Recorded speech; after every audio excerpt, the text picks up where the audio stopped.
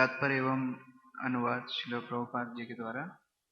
हे प्रभु, आप सारे विश्व के बंधन तथा मोक्ष के कारण हैं, क्योंकि आप इसके शासक हैं। जो लोग आध्यात्मिक चेतना में बढ़े चढ़े हैं, वे आपकी शरण में जाते हैं। अतएव आप उन कष्टों को दूर करने वाले हैं और आप ही उनकी मुक्ति के कारण हैं। अतएव हम आपकी पूजा करते हैं। कृपया दोहराइए। हे प्रभु, आप सारे विश्व के बंधन तथा मोक्ष के कारण हैं, क्योंकि आप इसके शासक हैं। जो लोग आध्यात्मिक चेतना में बढ़े चढ़े हैं, वे आपकी शरण में जाते हैं। अतएव आप उनके कष्टों को दूर करने वाले हैं और आप ही उनकी मुक्ति के कारण हैं। अतएव हम आपकी पूजा करते हैं। तात्पर्य: वास्तव में विष्णु ही सारे सौभाग्य के पालन पोषण हारे हैं। यदि मनुष्य विष्णु की शरण ग्रहण करता है, तो देवताओं ने शिव जी की शरण क्यों ग्रहण की? उन्होंने ऐसा इसलिए किया क्योंकि वे भौतिक संसार की सृष्टि शिव जी के माध्यम से करते हैं और शिव जी विष्णु की ओर से कार्य करते हैं। जब भगवान भगवत गीता में यह कहते हैं कि वे सारे जीवों के पिता हैं, अहम बीज प्रद पिता, तो यह शिव जी के माध्यम से विष्णु द्वारा संपन्न कार्यों का घोतक है। भगवान विष्णु सदैव भौतिक कार्यकलापों से विरक्त रहते हैं, और जब उन्हें भौतिक कार्यकलाप संपन्न करने होते हैं तो वे शिव जी के माध्यम से करते हैं। अतएव शिव जी की पूजा विष्णु के स्तर पर की जाती है। जब विष्णु बहिरंगा शक्ति से अछूते रहते हैं तो वे भगवान विष्णु होते हैं, किंतु जब वे उसके संपर्क में रहते हैं तो वे शिव जी के रूप में प्रकट होते हैं।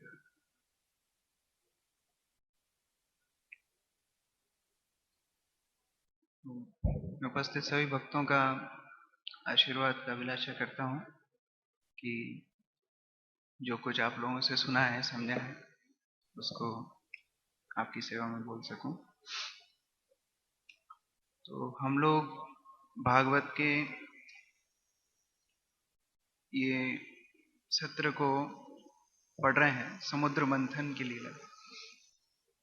ये लीला में बहुत सारे शिक्षाएं हैं, बहुत सारे रोचक शिक्षाएं हैं, जो कि एक लीला के माध्यम से हम लोग सीख सकते हैं। बाकी लीलाओं में भगवान का एक अवतार होता है, ज्यादा से ज्यादा 2 हो सकते हैं। रामलीला में 4 थे, राम लक्ष्मण भरत शत्रुघ्न। ये लीला में कितने अवतार हैं? प्रैक्टिकली सारी चीजें भगवान ही कर रहे हैं। ऊपर से अजीत रूप से पर्वत को पकड़े हुए हैं, शक्ति के रूप से देवताओं में सतोगुण, दानवों में रजोगुण और वसुकी में तमोगुण के रूप से हैं, और कूर्म अवतार के रूप से पर्वत को धारण किए हुए हैं, और बाद में मोहिनी अवतार के रूप से भी आएंगे। बहुत सारी लीलाएं इसमें, धन्वंतरी अवतार होंगे, बहुत कुछ होगा। एक लीला में इतने सारे अवतार हैं, ये एक ही मात्र भागवत की इस तरह लीला है। और रोचक है कि दानव और दैत्य, दानव और असुर और सुर, माने देवता और दानव, जो साथ में कभी नहीं आते हैं, वो एक साथ इस लीला में एक कार्य कर रहे हैं। क्यों कर रहे हैं? देवता क्यों कर रहे हैं?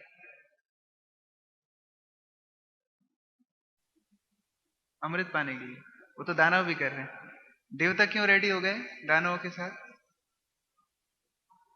हाँ, जीवित नहीं रह पाए। अच्छा, उनको भगवान ने आदेश दिया था कि आप दानवों के साथ मिलके एक साथ समुद्र मंथन। दानव क्यों कर रहे थे? अमृत पाने के लिए नहीं, केवल खुद को अमृत पाने के लिए। वो ये सोच रहे थे हम देवताओं को पागल बना करके अकेले अमृत पी जाएंगे। तो दोनों की चेतना में फर्क है, क्रिया एक है लेकिन दोनों की चेतना में फर्क है। और रिजल्ट क्या हुआ? उल्टा रिजल्ट हुआ। केवल देवताओं को अमृत मिला, दानवों को नहीं मिला। और ईर्ष्या और पागलपन का परिकाष्ठा हमको देखने के लिए मिलता है। शुरू में इस अध्याय में बहुत सुंदर तरीके से बताया, थोड़ा जोकिंग वे में बताया कि सबसे पहले जब समुद्र मंथन कर रहे थे तो वो सर्प का मुख का भाग भगवान ने पकड़ा, अजीत। और भगवान को देख करके सारे देवताओं ने भी पकड़ लिया, लेकिन दानव डिप्रेस हो गए, परेशान हो गए। बोले हमको क्या आप पिछड़ी जाति समझते हैं? आप क्या हमारे साथ भेदभाव कर रहे हैं? अनटचेबिलिटी तो अब इंडिया में बैन है, तो आप हमको अग्रभाग क्यों नहीं दे रहे? आप पीछे का भाग आप लोग लीजिए, हमको अग्रभाग दीजिए। मैंने ठीक है लीजिए अग्रभाग। तो वो सांप के मुंह की साइड में दानव और पूंछ के साइड में देवता। तो जब उसका मंथन शुरू होगा तो क्या होगा? सांप के मुंह से विषैली हवा निकलेगी। वो किसको सहन करना पड़ेगा? दानवों को सहन करना पड़ेगा। और देवता लोग आनंद से पूंछ की साइड में। तो कई बार हम लोग अपने पैर पे कुल्हाड़ी मारते हैं। कई बार मतलब भगवान जो कर रहे हैं उनके प्लान में, उनके उद्देश्य में हम लोग इंटरफेयर करके हम लोग खुद अपने आप का घाटा कर लेते। और जब अंततः विष निकला, सबसे पहली चीज क्या निकली? विष निकला। तो क्या हुआ? भगवान तो वहां पर हैं इतने अवतारों में, अधरम मधुरम। वो अमृत भी अभी प्रार्थना करने किसके पास जा रहे हैं? शिव जी के पास। जो अमृत की खान है भगवान स्वयं वहां पर है, लेकिन शिव जी के पास प्रार्थना करने जा रहे हैं सभी देवताओं को लेकर। तो पिछले श्लोक में बताया श्रीपाद माधवाचार्य ने कि भगवान सब चीज में सामर्थ्य है। ऐसा नहीं है कि विष को भगवान नहीं हटा सकते। इसका उदाहरण क्या है? इसका प्रमाण क्या है? कालिया का विष, और सबसे पहले जन्म के साथ पूतना का विष। तो भगवान के अंदर ऐसी क्षमता है। ऐसा नहीं है कि विष को क्षमता नहीं है भगवान के अंदर, लेकिन वो भगवान शिव की प्रतिमा को, भगवान शिव की ग्लोरीज को, उनके गुणों को प्रकाशित करना चाहते।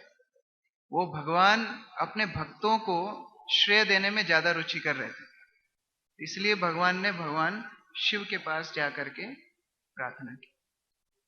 और सभी लोग प्रार्थना कर रहे हैं शिव जी के पास। और इस श्लोक में बोल रहे हैं कि आप सारे विश्व के बंधन तथा मोक्ष के कारण हैं। तो कौन है बंधन और मोक्ष का कारण? मुकुंद किसका नाम है? तो फिर यहां पर तो शिव जी को बोल रहे हैं। ऐसा क्यों? हाँ, भक्त हैं तो कल को रसिक रमन प्रभु को भी हम बोल सकते हैं कि आप बंधनों और मुक्ति के कारण हैं। भक्त तो आप भी हैं, तो शिव जी को ऐसा क्यों बोल रहे हैं?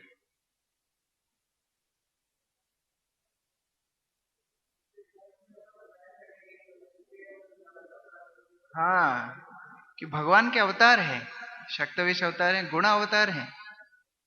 भगवान के अवतार होने के कारण उनके अंदर ये सारे गुण हैं, क्योंकि भगवान को संबोधित कर रहे हैं उनके द्वारा। और भगवान भी कितनी अच्छी शिक्षा दे रहे हैं। भगवान बोल रहे हैं कि मैं ये जो पूरा व्यापार है भौतिक जगत का, ये स्वयं नहीं करता हूं। ये किसके द्वारा करता हूं? शिव जी के द्वारा करता हूं। तो यदि आपको इस संसार में कोई प्रॉब्लम है तो किधर जाना चाहिए? शिव जी के पास जाना चाहिए। ये शिक्षा दे रहे हैं लोकल अथॉरिटी। हम लोग कई बार वो स्वीकार करने में थोड़ा कठिनाई होती है कि अरे ये तो इतना शुद्ध नहीं है, फिर मेरा इंचार्ज है, इसकी बात मैं क्यों सुनूं? कई बार ऐसा होता है। और भी मुश्किल होती है जब कोई जूनियर हमारे ऊपर होता है। कई बार मुश्किल होती है। अभी देखिए ब्रह्मा जी हैं, ये ब्रह्मा जी से शिव जी की उत्पत्ति हुई। सभी लोग जानते हैं ब्रह्मा जी शिव जी की उत्पत्ति, लेकिन ब्रह्मा जी किसके पास जाते हैं? शिव जी के पास जाते हैं। तो सीनियर जूनियर के पास जा रहे हैं। क्योंकि भगवान ने उनको वो जिम्मेदारी दी। देखिए, कोई भक्त हमसे 1000 मील दूर रहता है, वो हमारे लिए बहुत सद्भावना रखता है, उसका क्या फायदा है? जो हमारे साथ रूम में रहता है, उसको हमारे लिए अच्छी सद्भावना नहीं है। इमीडिएटली कौन है हमारे पास? भगवान तो सबको अच्छे लगते हैं, राधा मदन मोहन सबको अच्छे लगते हैं। क्यों? क्यों अच्छे लगते हैं? उमेश प्रभु क्यों अच्छे लगते हैं भगवान? हाँ, क्योंकि वो भगवान है। क्योंकि बद्ध अवस्था में भगवान जीवात्माओं को कुछ बोलते नहीं। हम मदन मोहन के सामने जाएं नहीं जाएं, कुछ बोले नहीं बोले, मदन मोहन कभी कुछ बोलेंगे?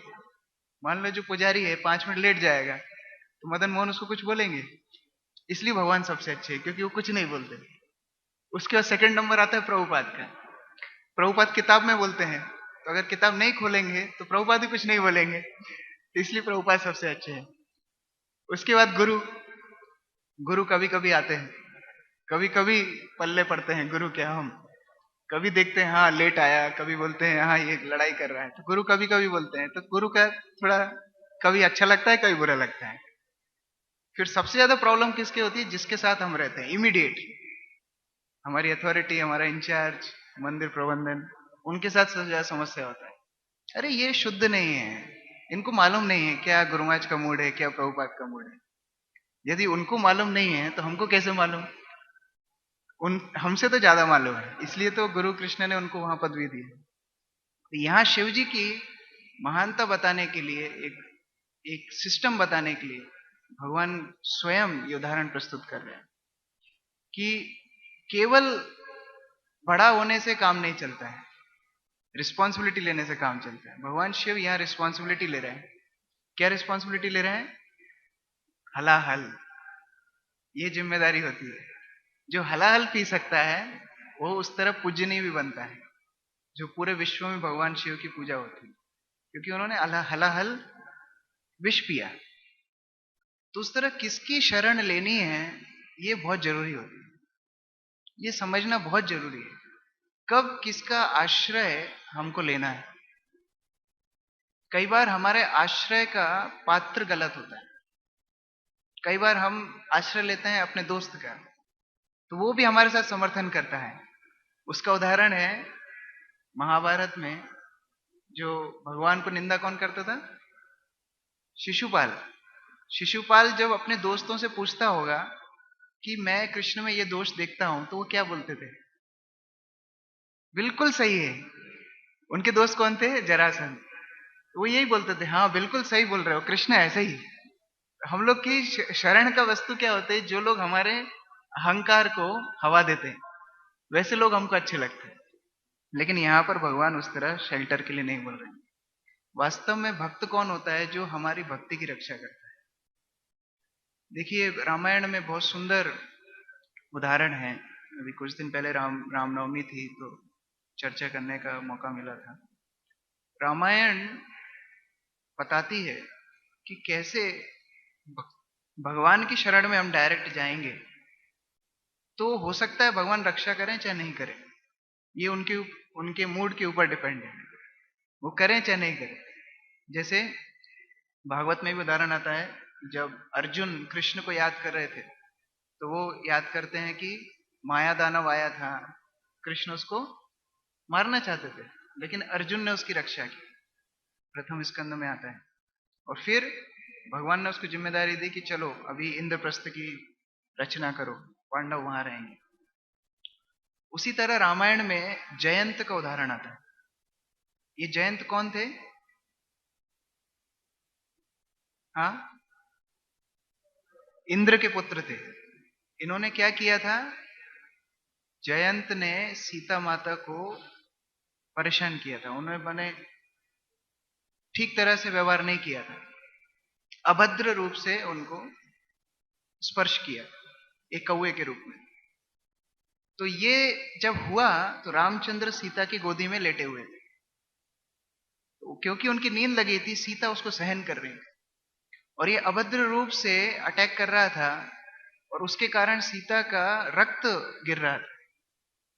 उसको सीता माता सहन कर रही थी, क्योंकि रामचंद्र उनकी गोदी में सोए हुए हैं, उनके नींद भंग नहीं होनी चाहिए। तो जब रामचंद्र का थोड़ा चेतना आई, वो जागे, उन्होंने देखा कि क्या हो रहा है, सीता का इतना रक्त बह रहा है। तो उन्होंने पूछा कि क्या हुआ। उन्होंने बताया कि एक कौवा मुझे परेशान है। रामचंद्र जी ने छोटी गोली नहीं निकाली, सीधे ब्रह्मास्त्र निकाला, सीधा ब्रह्मास्त्र कौवे के लिए। कौवे के लिए ब्रह्मास्त्र निकाला कि आज इसको मैं खत्म कर दूं। वो जयंत भागता भागता बहुत जगह गया, अंत में सीता के चरणों में हाथ गिरा। सीता ने बोला माफ कर दो। तो रामायण में वाल्मीकि ऋषि बोलते हैं क्योंकि सीता वहां थी, जयंत बच गया। रावण ने क्या किया सीता का?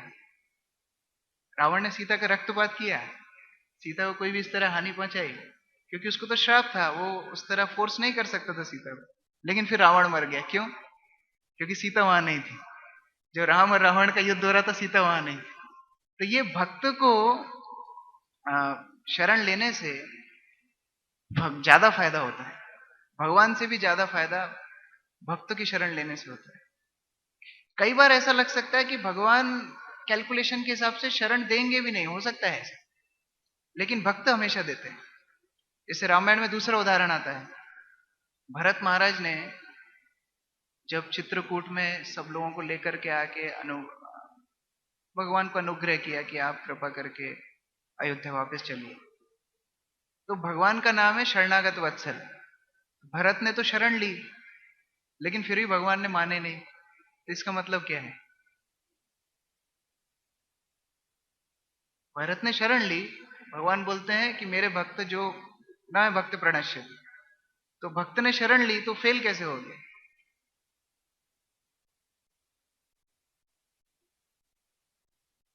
वास्तव में फेल नहीं हुआ, भगवान कैलकुलेट करते हैं। यहाँ एक भक्त की रिक्वेस्ट है और वहां अरण्य में, जंगल में हजारों ऋषि मुनि बैठे हैं, वहां देवताओं ने मुझे अवतार के लिए रिक्वेस्ट करके बुलाया है कि रावण का अंत करना है। तो भगवान बैलेंस करते हैं, लेकिन भक्त बैलेंस नहीं करता। जो शरण में आएगा उसको पूर्ण शरण दे देंगे। इसका उदाहरण कब आता है? जब विभीषण आता है। विभीषण जब आते हैं तो भगवान सबसे पूछते हैं कि इसको शरण देनी है कि नहीं देनी है। तो कौन मत देते हैं? हनुमान मत देते हैं, नहीं आपका नाम है शरणागत वत्सल, कोई भी आए, रावण भी आए, आपको शरण देना है। तो बंदर थोड़ा मजाक करते हैं भगवान के साथ, बोलते हैं कि चलो विभीषण आया, आपने उसका राज्याभिषेक किया, उसको आपने लंकापति बोल दिया, अभी असली लंकापति आएगा तो क्या करोगे? उसको क्या करोगे? भगवान बोले उसको मैं अयोध्या दे दूंगा। बोले अयोध्या तो ऑलरेडी भरत के लिए रजिस्ट्री की है ना, ऑलरेडी भरत को दी है अयोध्या, तो भरत को हम वैकुंठ दे देंगे। उस तरह आध्यात्मिक जगत में कोई कमी नहीं होती। हम भौतिक जगत में देखते हैं एक व्यक्ति अगर टॉप पे है तो दूसरे व्यक्ति को उसके अधीन ही होना पड़ेगा, लेकिन आध्यात्मिक जगत में सभी लोग टॉप पे हो सकते हैं। जैसे ग्रंथराज श्रीमद् भागवतम, फिर ग्रंथराज चैतन्य चरितमृत, तो ये कैसे हुआ? राजा तो एक ही होता है, लेकिन आध्यात्मिक जगत में वो लिमिट नहीं है, बहुत सारे राजा हो सकते हैं। आध्यात्मिक जगत की घास भी संतुष्ट रहती है कि वो अपने जीवन की परिकाष्ठा पे है, क्योंकि कृष्ण को आनंद दे पा रही। आध्यात्मिक जगत का पानी, हवा, सब कुछ भगवान की सेवा में लगा रहता है, उनके अंदर होड़ा होड़ी नहीं होती। जैसे मान लीजिए हवा बह रही है आध्यात्मिक जगत में, तो हवा जाते जाते जब पानी के ऊपर से गुजरेगी तो जो शीतल नीर है वो हवा को बोलेगा अरे थोड़ी शीतलता हमसे लेके जाओ, कृष्ण को ज्यादा आनंद मिलेगा। तो वो शीतलता लेकर के पानी जाता है, हवा जाती है, और फिर उद्यान से जब निकलती है तो फूल बोलते हैं थोड़ी सुगंध हमसे लेके जाओ, तो भगवान को और अच्छा लगेगा। तो पानी भगवान तक नहीं पहुंच पा रहा है, फूल भगवान तक नहीं पहुंच पा रहा है, लेकिन सब संतुष्ट है कि हवा शीतल है, सुगंधित है, अभी कृष्ण को ज्यादा आनंद देगी। ये आध्यात्मिक जगत का विचार है। उस तरह हम जब शरण लेना सीखते हैं तो वो आध्यात्मिक जगत हमारे लिए इंतजार कर रहा है। रामायण में एक और शरण का बहुत बड़ा उदाहरण है, जिससे भगवान खुद अपने उदाहरण से ये बताते हैं कि कोई भी अरे गहरे नत्थु गहरे की शरण लेने से काम नहीं चलेगा। ऐसा नहीं है किसी को भी हमने पकड़ लिया अरे ये भी तो महान है, इनकी शरण ले लेते हैं। शरण ही तो लेनी है, शरणागति तो होना है, हम्बल ही तो बनना है, ऐसा नहीं है। वो उदाहरण कब आता है? जब भगवान स्वयं 3 दिन तक समुद्र की उपासना करते, 3 दिन तक समुद्र की उपासना करते हैं, क्या होता है? कुछ भी नहीं होता है। समुद्र नहीं आता है बाहर, समुद्र सागर देव नहीं आते हैं बाहर। क्यों नहीं आते हैं? भगवान प्रार्थना कर रहे हैं फिर भी नहीं आते हैं, क्योंकि भगवान ये शिक्षा देना चाह रहे हैं कि अगर आप ऐसे व्यक्ति की शरण लेंगे जो उसकी पात्रता नहीं है, तो आपको कुछ भी फल नहीं मिलेगा। ये भगवान स्वयं अपने उदाहरण से बता रहे हैं। समुद्र की इतनी क्षमता नहीं है कि वो रामचंद्र को शरण दे पाए, डर के मारे बाहर नहीं आ रहा है। जैसे मान लीजिए कोई आपकी क्लास रखी जाए जीबीसी मीटिंग के बीच में, सारे सन्यासी बैठे हो, गुरु बैठे हो, तो डर के मारे आदमी नहीं जाएगा कि उधर क्या क्लास देंगे। तो उसी तरीके से सागर सुन रहा है कि रामचंद्र प्रार्थना कर रहे हैं, लेकिन अगर वो जाएंगे तो क्या होगा? एक तरह से ये सिद्ध होगा कि रामचरण ने देखो समुद्र की भक्ति की, इसलिए समुद्र उनको आशीर्वाद देने के लिए आए, और समुद्र की कृपा से रामचंद्र वास्तव में लंका तक पहुंच चले। लोग ऐसा बोलेंगे, ऑलरेडी तो बोलते हैं कि अरे रामेश्वरम में भगवान ने शिव की पूजा की, आप क्या राम और कृष्ण के पीछे लगे हैं। वो ये नहीं समझते हैं कि द्वारका में भगवान ने सुदामा की भी पूजा की, तो आप सुदामा की पूजा करो। भगवान वास्तव में भक्तों की पूजा करने में ज्यादा आनंद उठाते हैं, इसीलिए भगवान अलग अलग उदाहरण बार बार ही बताते हैं, मेरे भक्तों के पास जाओ। अमरीश महाराज के सिद्धांत में यही हुआ। भगवान बोलते हैं अहम भक्त पराधीन, मेरे पास चाबी है ही नहीं वो दरवाजे, मेरे पास है ही नहीं, मेरा अधिकार है ही नहीं। वो सुदर्शन छूट गया, वो तो अपराध किया आपने, सुदर्शन छूट गया। अभी आपको जाना पड़ेगा अमरीश महाराज के पास, उनसे जब आप माफी मांगेंगे, वो यदि आपको कृपा करेंगे तो हो सकता है कि आप बच जाएं। यहां पर वही सिद्धांत चल रहा है, भक्त की शरण कैसे लेना है। और यहां भगवान शिव को गुरु नाम से संबोधित किया है। गुरु क्या करते हैं?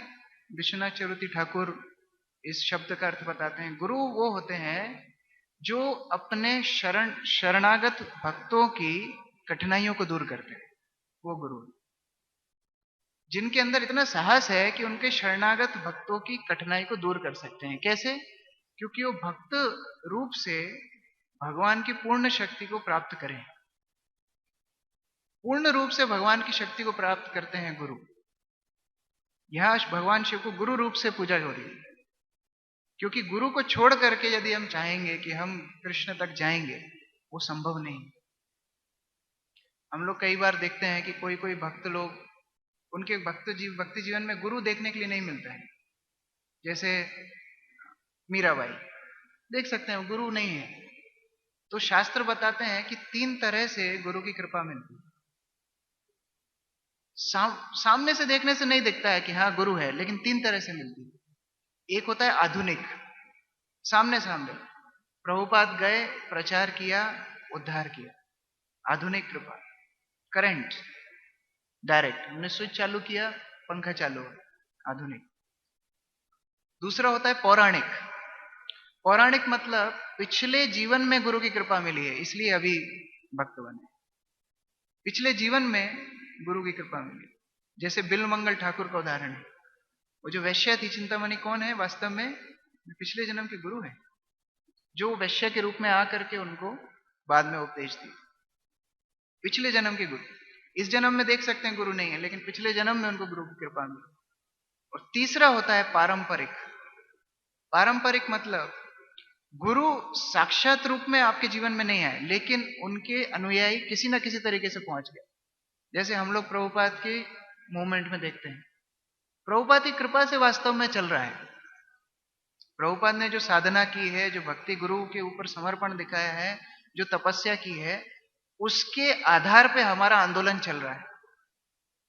हम लोग कई बार प्रचार पे जाते हैं, लोग बहुत सम्मान करते हैं, लोग पैर छूते हैं, लिफाफा देते हैं, बहुत कुछ करते हैं, प्रभु बोलते हैं। जैसे इस कौन में दीक्षा हुई, हिज ग्रेस। आप जानते हैं क्रिश्चियनिटी में या दूसरे रिलीजन में ये टर्म हिज ग्रेस या हिज होलीनेस कितने मुश्किल से मिलता है। वो ऐसे किसी को नहीं मिलता है। बाकी वैष्णव संप्रदायों में, जैसे माधव संप्रदाय है, रामानुचार्य संप्रदाय है, कुंडली देख के वो लोग सन्यास कपड़ा देते हैं। ये जो सैफरन कपड़ा है, कुंडली देख के देते हैं। हम लोग क्या करते हैं, नहीं लेते हैं तो फिर पुश करते हैं, और जैसे दीक्षा होगी तो हिज ग्रेस। और जैसे थोड़ा आगे बढ़ेंगे तो श्रीपाद, परम पूज्य, श्री श्रीमद, इस तरह उपाधि तो इस्कॉन में वैसे ही माला पहना के हम बैठे। आप सोचिए बाहर ही माला पहनने के लिए कितने बड़े बड़े काम करने पड़ेंगे। मोगरा मंदिर में भक्त लोग तोड़ करके खुद के हाथ से बना करके भगवान अर्पित करके माला आपको पहना रहे हैं। ये किसका क्रेडिट है? हमने अपने जीवन में ऐसा क्या किया है जो ये हमको मिलना चाहिए? बहुत सारे भक्तों ने किया है, लेकिन अगर मैं निजी रूप से अपनी बात, हमने ऐसा क्या किया है जो हमको ये सब सुविधा मिलनी चाहिए? ये प्रभुपाद की तपस्या का फल है हम लोग ले रहे हैं। ये प्रभुपाद गुरु हैं। हमारे आध्यात्मिक जीवन में, भौतिक जीवन में जो कठिनाई आ रही है उसको दूर कर रहे हैं। इसलिए ऐसे प्रमाणित गुरु की शरण लेना भगवान सिखा रहे हैं कि यदि भगवान भी सामने खड़े हों तो भी किसके पास जाना है? गुरु के पास जाना है। इसका प्रमाण कौन है? साक्षात प्रहलाद महाराज। प्रहलाद महाराज के सामने नरसिंहदेव खड़े हैं और क्या प्रार्थना कर रहे हैं? अभी नरसिंह जयंती आने वाली है। क्या प्रार्थना कर रहे हैं? कि आपके भक्त नारद मुनि ने मुझे बचाया। मैं तो अंधों को पालन करते हुए, अंधा मुझे रास्ता दिखा रहा था, एक अंधा दूसरे अंधे को रास्ता दिखाएगा तो कहां जाएंगे? सीधा गड्ढे में जाएंगे। तो मैं अंधों का पालन कर रहा था, अंधों के पीछे जा करके मैं ऐसे कुएं में गिर गया जहां सांप ही सांप है, जहां ये काल चक्र मुझे ग्रसित कर रहा था। लेकिन ऐसी सिचुएशन में कौन आए? आपके भक्त नारद मुनि आए, उन्होंने मुझे बचाया। तो अभी तो आप मेरे सामने खड़े हैं, लेकिन मैं उनकी सेवा कैसे छोड़ दूं? ये प्रहलाद महाराज सिखा रहे हैं। चैतन्य लीला में भी हम देखते हैं भक्त लोग जब पुरी आते थे मायापुर से और खंड से अलग अलग, सबसे पहले कहां जाते थे? जगन्नाथ मंदिर जाते थे ना? जगन्नाथ मंदिर कहां जाते थे? सीधा चैतन्य महाप्रभु के पास जाते। चैतन्य महाप्रभु बोलते थे जगन्नाथ का दर्शन करने जाओ। बोले हम नहीं जानते कौन कृष्ण है। सनातन गोस्वामी ने यही बोला जब चैतन्य महाप्रभु ने बोला कि आपको कृष्ण की बहुत कृपा है। सनातन गोस्वामी बोले कृष्ण को नहीं जानता हूं कौन है, मैं ये जानता हूं आपने मेरा उद्धार किया। ये गुरु का हमारे जीवन में महत्व होता है। कृष्ण जिनको मिल गए हैं उनके उसके लिए भी गुरु का महत्व इतना है। यहां पर सिद्धांत बता रहे, क्योंकि गलतियां तो सब करते हैं जीवन में, मिस्टेक सब करते हैं। यहां पर एक तरह से एक सिचुएशन बिगड़ गई। किसके लिए समुद्र मंथन किया था? अमृत के लिए। क्या निकल गया? हलाहल निकल गया।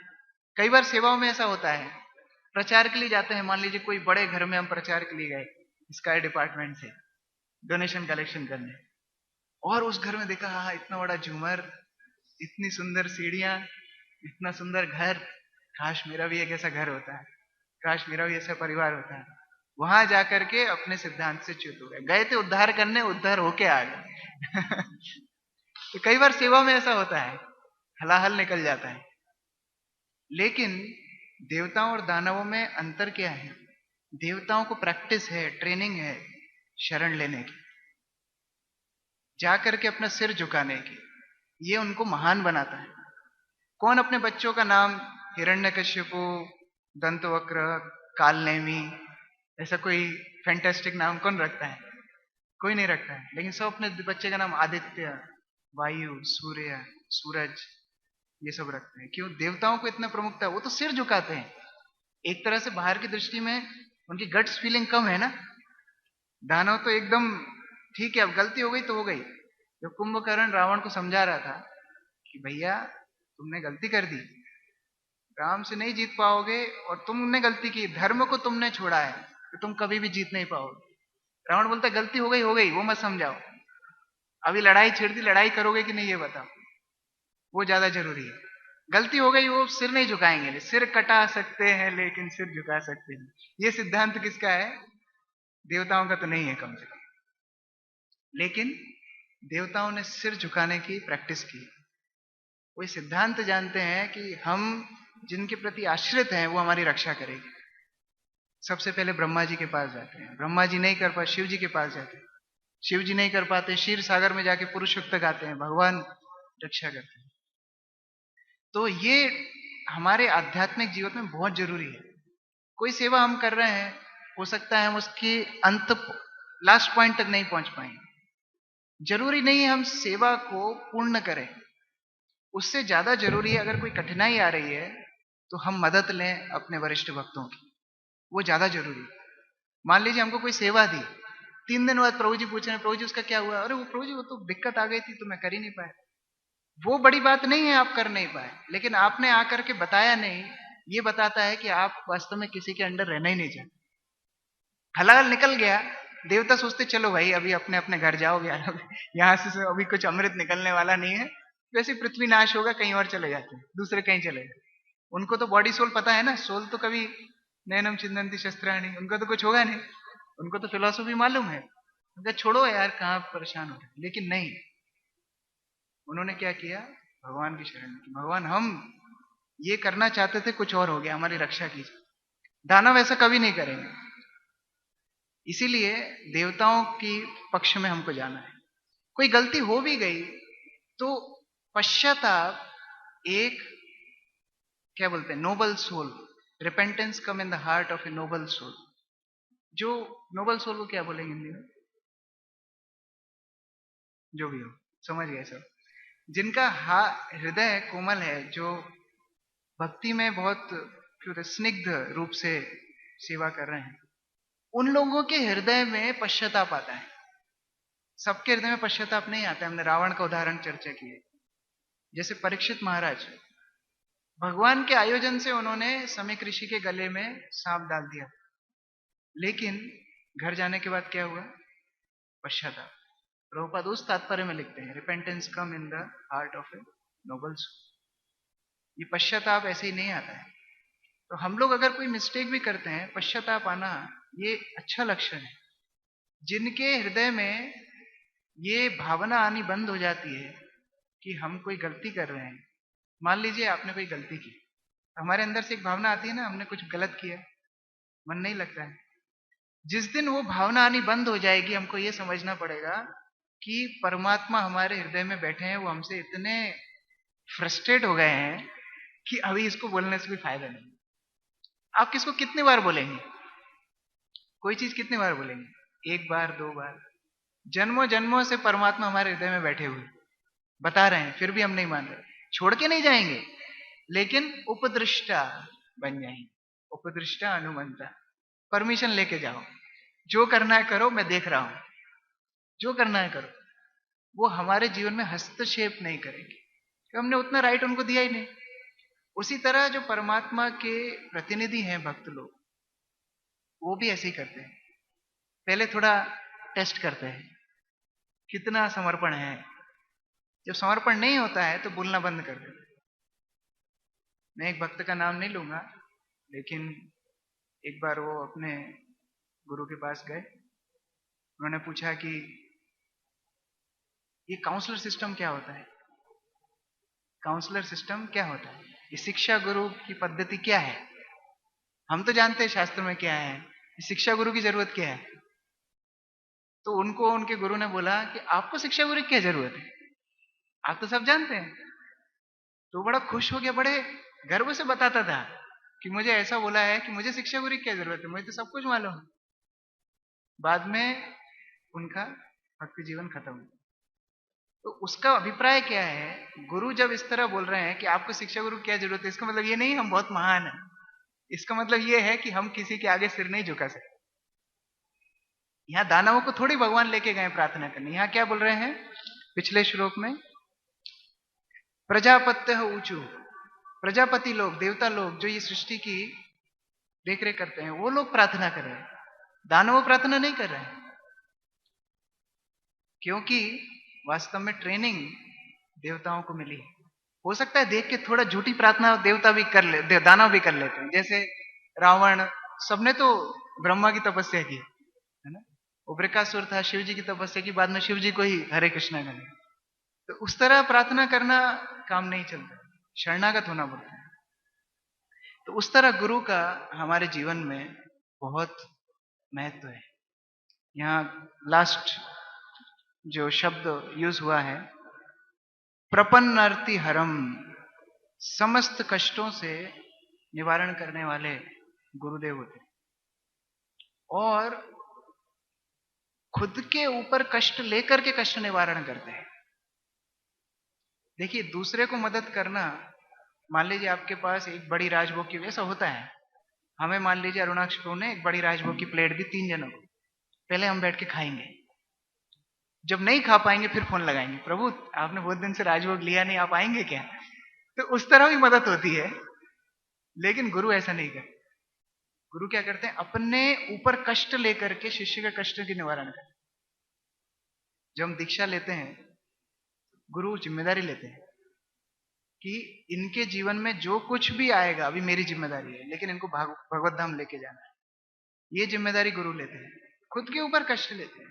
हम देखते हैं हमारे कितने सारे आचार्य लोग, इस्कॉन वर्ग, गुरु वर्ग, कितने कष्ट भोगते हैं, बीमारी होती है, अलग अलग कठिनाई से गुजरते हैं। किसके लिए गुजरते हैं?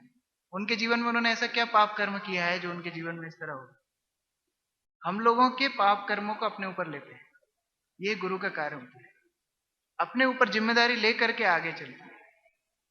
ये अपने जीवन में प्रभुपाद ने दर्शाया प्रत्यक्ष रूप से। ठीक है, ये कर्म लेते हैं, ये सब सिद्धांतिक बात हो गई, लेकिन बाह्य रूप से भी हम देख सकते हैं। कौन व्यक्ति वृंदावन छोड़ करके अमेरिका जाएगा? और मैं कुछ दिन पहले पढ़ रहा था लीलामृत में, प्रभुपाद जब बावरी में रहते थे, ये मैचलेस गिफ्ट स्टोर फ्रंट शुरू होने से पहले, घर में वहां अमेरिका में क्योंकि बर्फ पड़ती है तो इस तरह छत होती है, जैसे गांव में होती है ना खप्पर की, इस तरह छत। तो वो लोग थोड़ा अलग तरह से बनाते हैं, लेकिन छत इस तरह होती है, इस तरह बर्फ जमे ना। तो वो जो मकान बनाएंगे तो इस तरह छत देखने में तो अच्छी नहीं लगेगी अंदर से, तो अंदर से वो लोग क्या करते हैं, इस तरह रूफ डाल देते हैं, फॉल सीलिंग बोलते हैं उसको। फॉल सीलिंग के ऊपर, और वो ऐसा ट्राइंगल एक लॉफ्ट बच जाता है। वो लॉफ्ट में प्रभुपाद रहते थे, क्योंकि जगह रहने के लिए कुछ थी नहीं। वो लॉफ्ट में डेविड एक लड़का था, उसके साथ में प्रभुपाद रहते। और प्रभुपाद ने पूरी प्लानिंग कर ली है, डेविड को हम भक्त बनाएंगे, वृंदावन लेके जाएंगे, ट्रेनिंग देंगे, और ये पहला अमेरिकन वैष्णव ब्राह्मण होगा। इस तरह प्रभुपाद की प्लानिंग थी। और डेविड कुछ भी नहीं जानता, वो ड्रग्स लेता था, सारे उत्पाद करता था। एक दिन, माने एक ही कमरे में है, कमरा क्या, वो जो हम देसी भाषा में बोलते हैं टाड़, टाड़, वो घर में जो टाड़ होती है उसमें थे। तो प्रभुपाद एक कमरे में, आप सोचिए आप अनुवाद कर रहे हैं और दूसरे कमरे वो चिल्ला रहा है क्योंकि उसने नशा कर रखा है। ऐसी अवस्था में हम किताब पढ़ नहीं सकते। प्रभुपाद ने किताबें लिखी, किसके लिए लिखी? हमारे लिए, आपके लिए। और एक दिन इतना उसने नशा कर लिया कि वो भाग करके आया प्रभुपाद के ऊपर आक्रमण करने के लिए। प्रभुपाद जो कुछ था सब सामान छोड़ करके, प्रभुपाद का टाइपराइटर पहले ही चोरी कर लिया था हिप्पियों ने, पहले ही सामान चोरी हो गया था, तो जो कुछ बचा कुचा सामान था वो भी छोड़ करके प्रभुपाद को भागना पड़ा। सीढ़ी से नीचे उतरे तो कुछ शराबी शराब पी के पड़े हुए थे, उनको उलांग करके कैसे सड़क पे आके खड़े हो गए। कहाँ जाना है पता है। जो एक घर के ऊपर जगह मिली थी उसमें सामान रखा था, वो भी गया। अब प्रभुपाद फोन लगा रहे हैं जिनको जिनको थोड़ा संबंध था। बाद में मुकुंद महाराज, जो माइकल ग्रांट उस समय थे, उन्होंने 1 महीने का किराया देकर के प्रभुपाद को एक स्टोर फ्रंट में रखा। अगले महीने का किराया भी प्रभुपाद को मालूम नहीं। इस तरह शुरुआत की है। ये तपस्या प्रभुपाद ने हमारे लिए की है। ये विषैला हलाहल प्रभुपाद ने हमारे लिए पिया है, तब जाके हम लोग कृष्ण भावना अमृत पी रहे हैं। ये अमृत ऐसे ही नहीं निकला है, ये समुद्र मंथन करके हलाहल प्रभुपाद ने पिया है। और अंत समय तक प्रभुपाद ने लास्ट में मैनेजमेंट छोड़ दिया, प्रभुपाद ने ट्रैवलिंग छोड़ दी, प्रभुपाद ने प्रवचन देना छोड़ दिया, प्रभुपाद ने खाना भी छोड़ दिया, लेकिन एक चीज नहीं छोड़ी, प्रभुपाद ने पुस्तकों का अनुवाद नहीं छोड़ा।